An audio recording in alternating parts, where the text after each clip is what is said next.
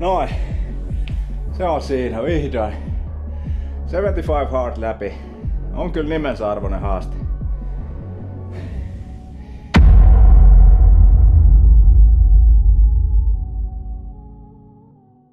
Mä törmäsin muutama vuosi sitten tähän 75 hard haasteeseen ja siitä asti oikeastaan ollut mielessä, että mä haluan kyllä tehdä se. Haasteen säännöt on simppeli. Mun täytyy suorittaa 6 tehtävää 75 päivää putkeen. 2 45 minuutin treeniä, toisen pitää olla ulkona. Juon 4 litraa vettä, ei alkoholia. Seuraa ruokavalioa, ei herkkuja eikä mitään cheat dayta.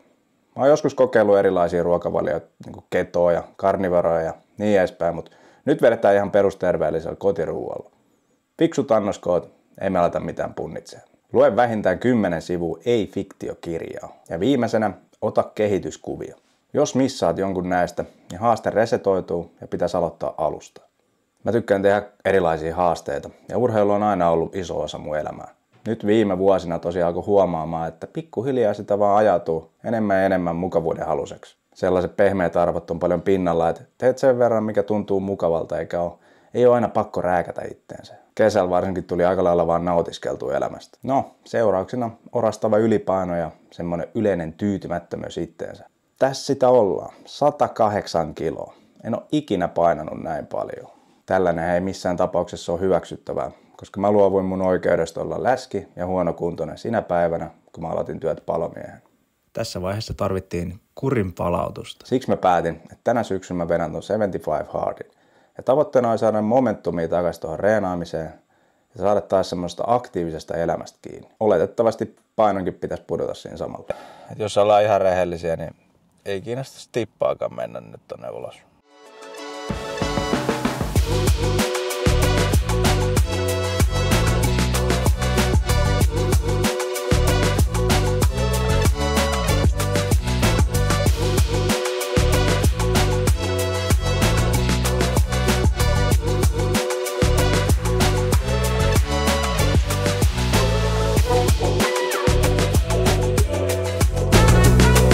Eli kovalla motivaatiolla lähdettiin ekaan viikkoon ja mä isosti yritin suunnitella, että ei vedetä liian kovaa, ettei kroppa mene ihan jumiin.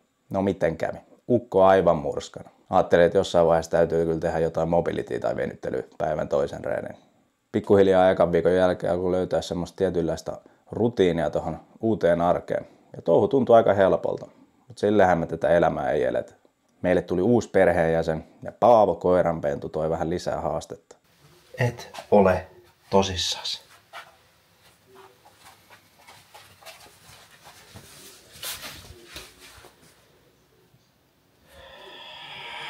No ei siinä. Työ jatkuu.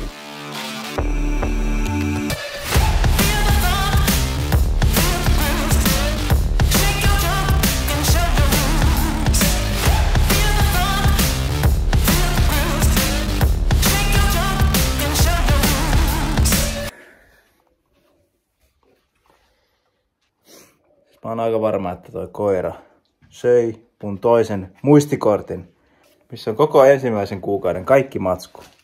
Ja sä, juman kautta, oot syönyt microSD. Joo, 64 gigaa. Kontsaa sinne niin koiran sisuksiin. Tänään otetaan innolla, kun se menee kakalle. Niin. Toivottavasti tulisi kortti pihalle ja se vielä toimisi. Olisi aikamoinen hieno käänne siinä, mutta nyt on niin kypsä tuohon koiranpentuun. Kakka tuli. Ei muuta kuin kattelee, jos se löytyisi tuolta.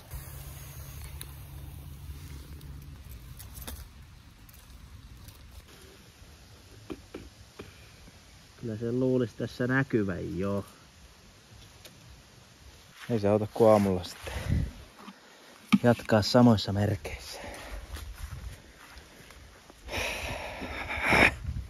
2 päivää myöhemmin pökäläistä löytyi sulanutta muovia. Kumma juttu, että nykyajan kortit ei kestä koiran vatsahappoja. Yksi asia, mikä helpottaa tässä haasteessa on se, että mulla on oma kuntosali. Eli tämmönen oma pikkusali on tullut nyt tehtyä. Tää pitkään oli mulla unelmana, että olisi autotallissa oma kuntosali. Ja se on kyllä helpottanut todella paljon tätäkin haastetta, että kaikki varmasti tietää sen tunteen, kun pitäisi mennä salille ja sitten ei oikein maistus lähteä mihinkään, niin nyt se on tässä oven ulkopuolella. pari metriä kävelee ulko-ovelta, niin on jo perillä, niin on huomattavasti helpompi sitten mennä sinne salille ja tehdä ne hommat. Eli täältä löytyy tommonen kyykkyräkki. Tokmanista löysin 80. Hirveästi yli 3 numeroisia painoja en siihen kyllä ehkä lastaisi, mutta kyllä sillä nyt pärjätään. Sitten löytyy tommonen 20 levytanko ja siihen yritin kyllä vähän panostaa, että ostaisi sitten kunnollisen. Niin kuitenkin kestää sitten aikaa ja on ollut kyllä tyytyväinen siihen. Sitten on 24 kahvakuulo, 1 kappale 15 kilon käsipainoja. Sitten sittarista tämmönen penkki. Näistäkin pyydetään ihan älyttömiä määriä tämmöisistä penkeistä. Tää nyt oli joku 90 ja ihan perusvarmuus. Ei valittamista todellakaan ollut. Levypainoja ei hirveästi oo. Mulla on 4 2,5 kilosta ja 2 kertaa 20 kiloiset painot. Nekin on kyllä kiveä alla noi painot. Mä oon 10 yrittänyt etsiä ja ei oo sitten oikein mistään tunnu järkevää hintaa löytyvän. Ne on aika kalliita, niin kuin tuntuu kaikki levypainot oleva. Leuvonvetotanko, mutta se nyt ei tänne ymmärrettävästi tänne sisälle oikein sovi, kun tää on niin matala, niin tää pitäisi tuohon ulos sitten saada kiinnitettyä jotenkin. Joo, summa summarum. Tämmönen on mun kotisali. On aivan helkkarin hyvä olla. Ei tulisi näin pienellä kynnyksellä, kun lähdettyy reenaamaan. Todella tyytyväinen. Ja se kellohan olisi 6:30. Mitäs päivän kakkostreenit tehdään, joten eikö halata jumppaa.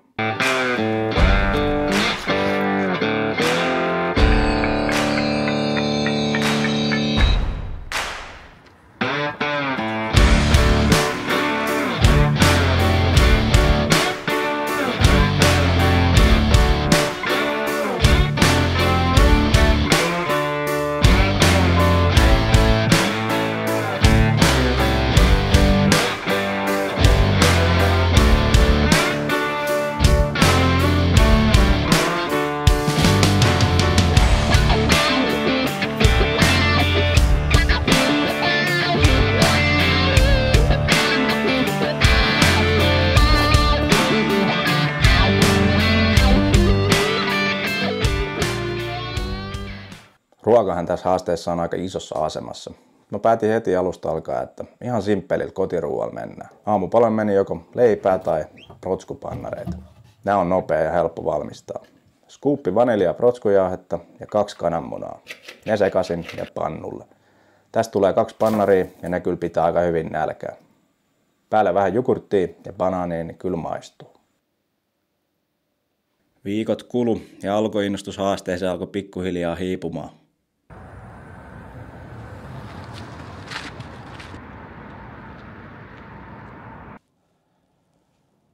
Kyllä tässä alkaa olla aika kypsä jo tähän. Et jos ollaan ihan rehellisiä, niin ei kiinnosta tippaakaan mennä nyt tonne ulos.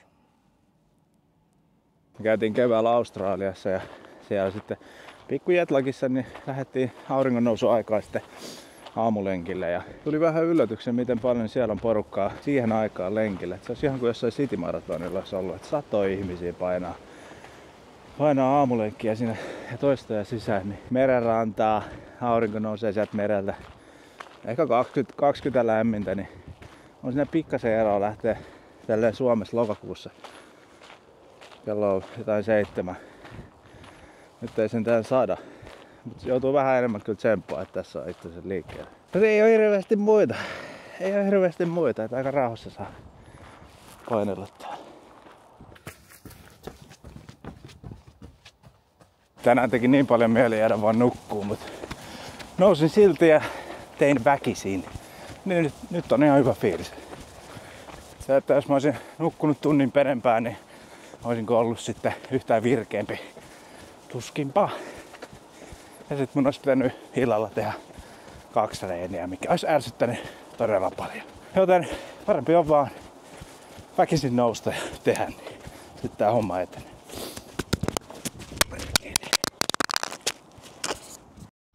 Tollainen menee rikki. Työpäiväthän aiheutti pientä mietiskelyä, koska paloasemalta ei oikein lenkille lähetä, mutta silti pitäisi urheilla ulkona. Ekat pari viikkoa mä tulin asemalle ja vedin punttireenin salilla ja iltapäivällä ulkoiltiin kahvakuuliin tornissa tai kääntelin rengasta pihassa. Pikkuhiljaa ilmat alkoi kuitenkin kylmeneen sen verran, että vaihoin ulkoreenin tehtäväksi ennen töitä. Tekisi ihan sikana vielä. Puolivälissä.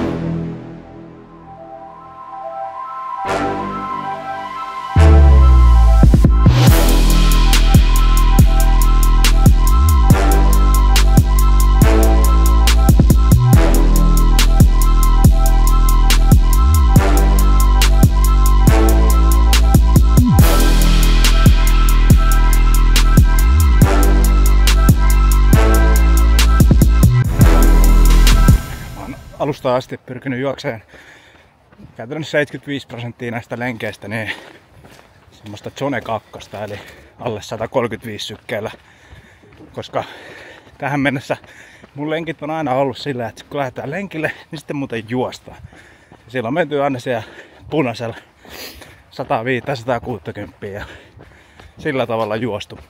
Niin on ihan mukava nähdä jo näinkin nopeasti, että on kehittynyt toi matalalla sykkeellä juokseminen, koska ne mun ekat lenkit, kun yritti pitää siellä alhaalla sykkeitä, niin se oli semmoista kävely- ja hokihelkä välimaastoa, eli aika hiljasta vauhtia. Ja nyt sitten niin tuntuu, että tää alkaa jopa etäisesti muistuttaa niin kuin juoksua. Ja silti pysyy sykkeet tuolla 125-130 kohdalla. Ja noi matalasykkeiset juoksut on ollut kyllä ihan elinehto, että pystyy ylipäätään suorittamaan tämän haasteen, koska esimerkiksi tänään niin päivä meni aika pitkäksi ja mä joudun nyt vetää ensin tämän lenkin 45 minuuttia ja sitten heti perään sali. Niin se on pakkokin juosta vähän tälleen kevyemmin välillä.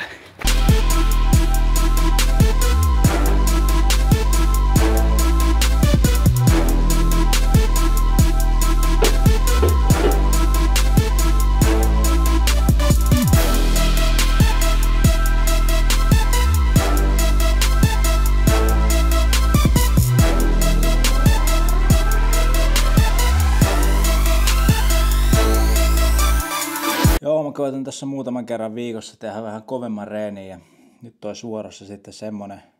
Tein alkuun vähän kyykkyjä tuohon pohjille ja nyt olisi loppuun tommonen pikku keuhkotus. Ainakin näyttää jo paperilla niin kuin tosi epämukavalta, niin se yleensä silloin sitten on juurikin tätä. Eli olisi purpeita ja sitten kyykkyjä 25 paunaa toi pleitti.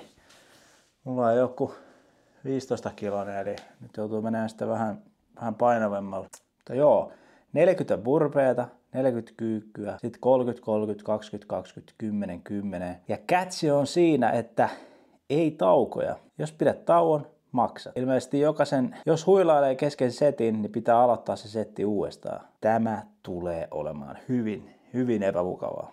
Mut sitä me halutaan. Katsotaan miten kaverin käy.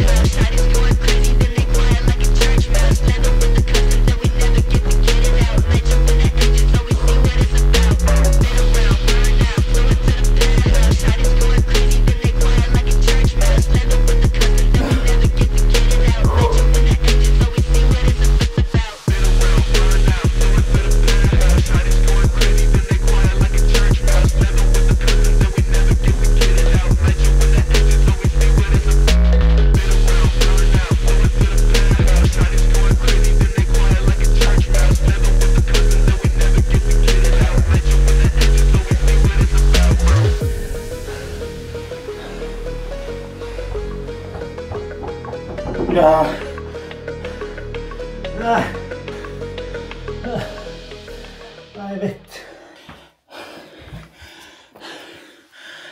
11 minuuttia. Ihan pelkkää kärsimystä. Huhhuh. Aika napakka. Mut nyt joutuu kyllä kaivaa niin kuin melko syvältä. Teki nimittäin mieli huilata useammankin kerran tässä. Mutta joo, jos sulla on 11 minuuttia aikaa tehdä reeni, niin siinä on. 8. viikko meni käytännössä kokonaan meidän mökillä tuolla pohjoisessa. Siellä ei oikein kuntosalille pääse, joten tarkoittaa sitä, että molemmat treenit oli pakko tehdä ulkona.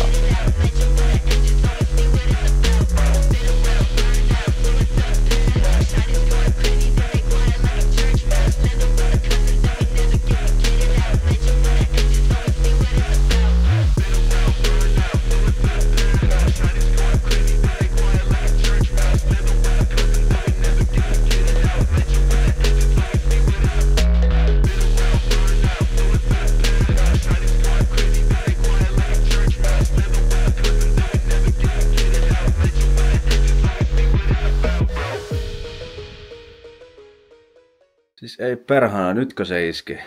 Mä heräsin tänä aamulla, että Tuntuu kyllä vahvasti siltä, että mies flunssaa iskemässä.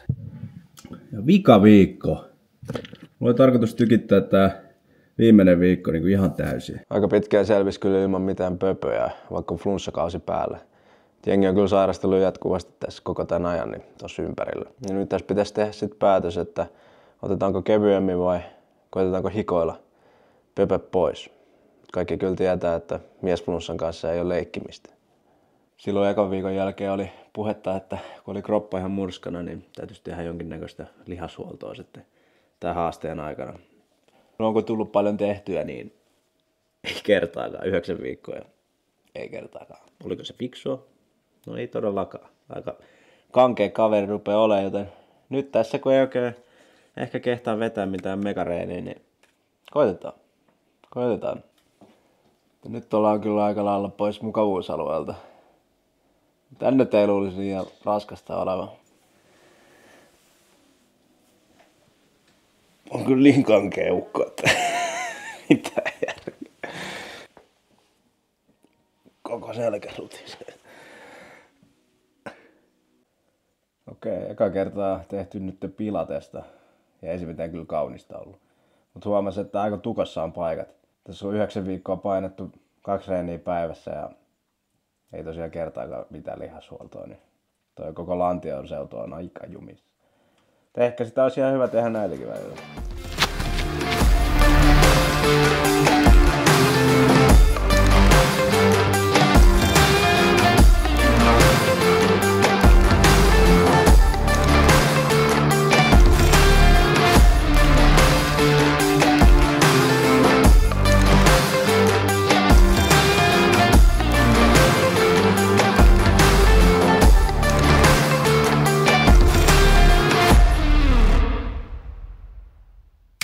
Ja niin on haaste suoritettu.